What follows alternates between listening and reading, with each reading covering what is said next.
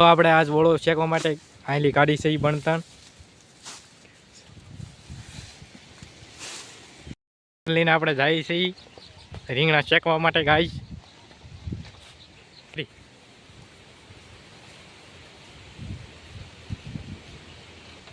આપણે ઓળો શેકવા માટે થોડા જાડા બણતણ કાઢવા પડશે ગાઈસ એટલે આ બે મિત્રો કાઢે છે વાડીમાં થોડાક કાઢવા પડે એમ છે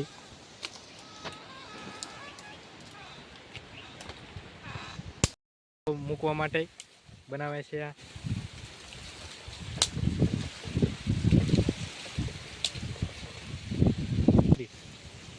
આ જો રીંગણા ફાટી ન જાય એટલા માટે પંચર પાડીને આ રીતના મૂકવાના ગાઈસ પંચર પાડી દેવાના એટલે રીંગણું ફાટે નહીં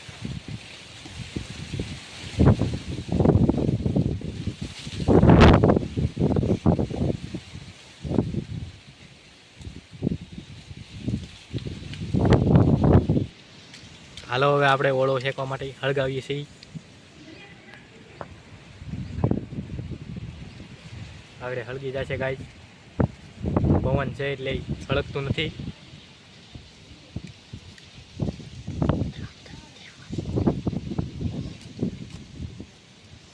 હળગી ગયું ગાઈસ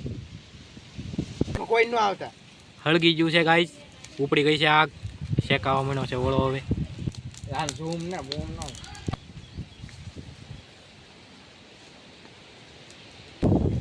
અડધા રીંગણા શેકાઈ ગયા છે જોઈ શકો છો તમે હવે ફેરવી નાખે છે પછી પૂરા આખા શેકાઈ જશે બણતણ થોડા ઘટા છે ગાઈસ પાછા બણતણ વીણો આવી ગયા છે વાડમાં અને કાઢે છે થોડા થોડા બણતણ બીજું સ્ટેપ છે ગાઈસ શેકાઈ જશે રીંગણા હવે બફાઈ શેકાઈ ગયો છે ગાઈસ હવે કાઢે છે ઓળો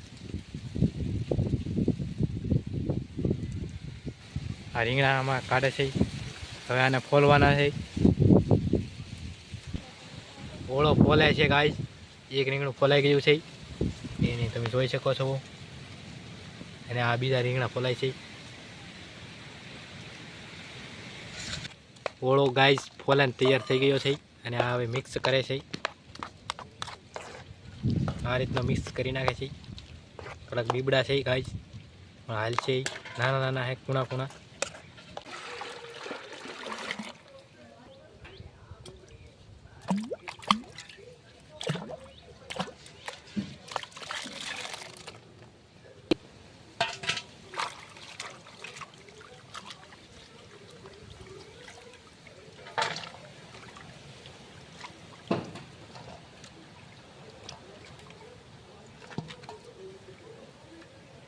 તુર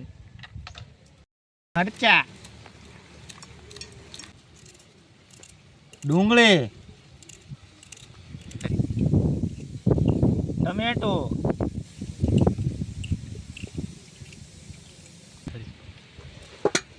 લસણ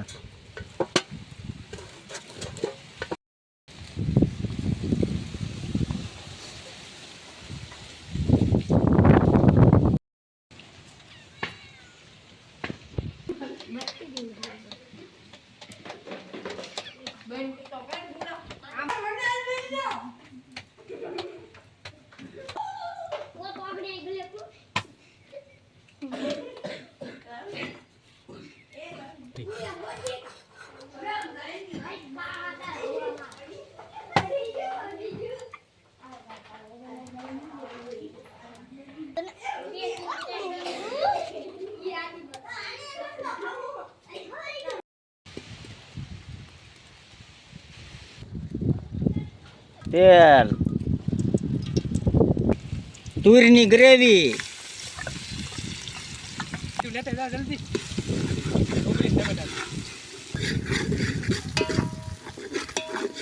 મરસા આ ડુંગળીની ગ્રેવી ટમેટાની ગ્રેવી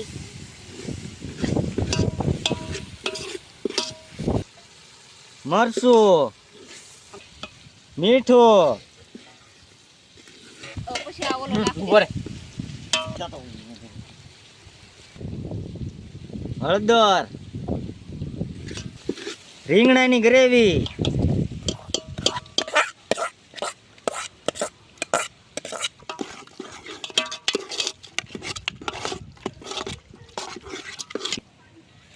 લીંબુનો રસ.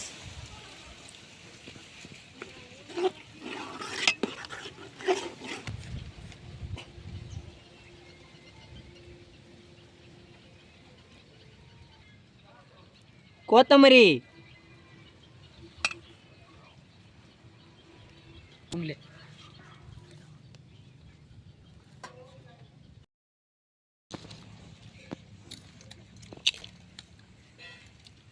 સુપર મસ્ત